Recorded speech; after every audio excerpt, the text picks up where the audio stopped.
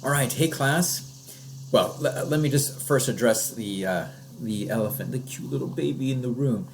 Sometimes, yes, we all have to work with what we got. And either this child could be sitting over here screaming, or I can hold her while we make this video. So I'm going to hold her. So in this, let's talk a little bit about document C and D. Document C, of course, is a letter that John Brown, not a letter, this is part of a speech that John Brown delivered while he was on trial shortly after his failed attempt at leading this overtaking the arsenal at Harper's Ferry. And interestingly enough, as you have read and as you have probably recognized, he makes it very clear what his intent was. His intent was not to do anything in the South. He says at his trial that his goal was to take this, to go up to Canada. Now, document D immediately contradicts what he says here, right?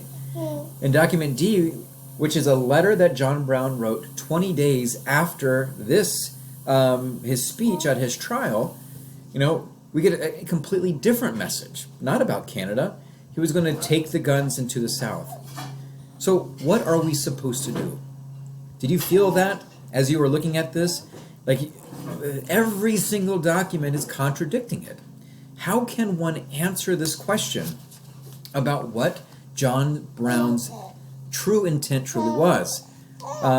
Much less, how can one be as confident as this professor who wrote in this textbook, quite definitively that his goal was to do X, to lead an armed uprising in the South? So this is, I think, an instance where the historical evidence is unclear.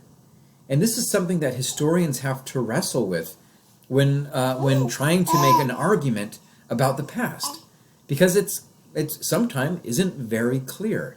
Some documents will immediately contradict the others. So the next step in this is we're going to do a final evaluation, and you'll see that on the next page here in this module. And so what I'm going to have you do in the final evaluation is to try your hand at answering this question using the sources, using the 4 documents that we've looked at. I'll just point out that one of the things that I hope this exercise teaches is the limitations of textbooks.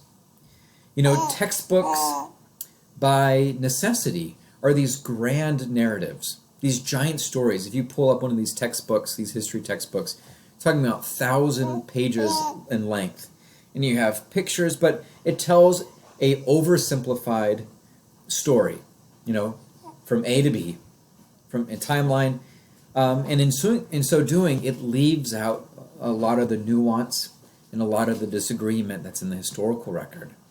So I hope this exercise helps you with that.